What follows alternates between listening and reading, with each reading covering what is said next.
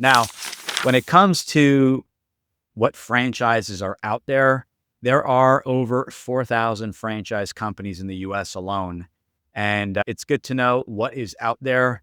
Entrepreneur Magazine, Jason Pfeiffer, for example, the editor in chief of Entrepreneur Magazine, who I had on the show at the end of last year, did a really good job just talking about his experience in franchising and that they have this year end, or actually beginning of the year edition, where they talk about the top 500 brands and they break it down by industry. So that could be a good starting point. But, the point of my conversation is that with the internet, there's no lack of information. There are lists of brands out there, but ultimately, my goal for today is really to challenge your way of thinking and help you in figuring out and changing the mindset of figuring out how to find the right brand for you. Just because your friend, family member, or someone you knew was successful with the franchise does not mean necessarily that you are going to be successful with that franchise.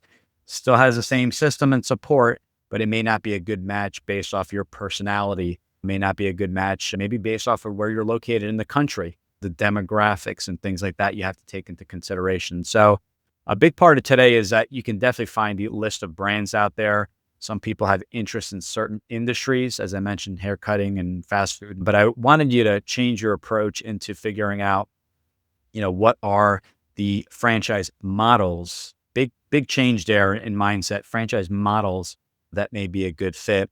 And where do we start? So, we start as we do all conversations. Let's figure out if a franchise may be a good fit. And really, it's around having access to capital. I always say at least 50,000 liquidity, about 100,000 net worth is a good starting point. Being able to make a decision within 6 months on a brand, not opening, but signing an agreement. Why explore a brand when, it's kind of like looking at a home. You find the home you like and say, okay, I'll be back in a year to buy it. Well, that territory may not be available. So I would say start the due diligence when you have a goal of making a decision in 6 months or less.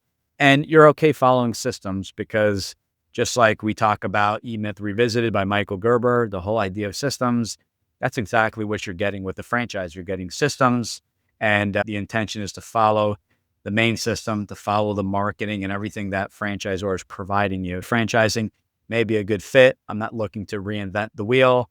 Going back to your want to make sure we have a strong enough why. Why are you doing this? You know you need to find the right model, but where do you start? The first critical step involves your money, and we're breaking down exactly what you need to know financially in the Franchise Freedom Podcast.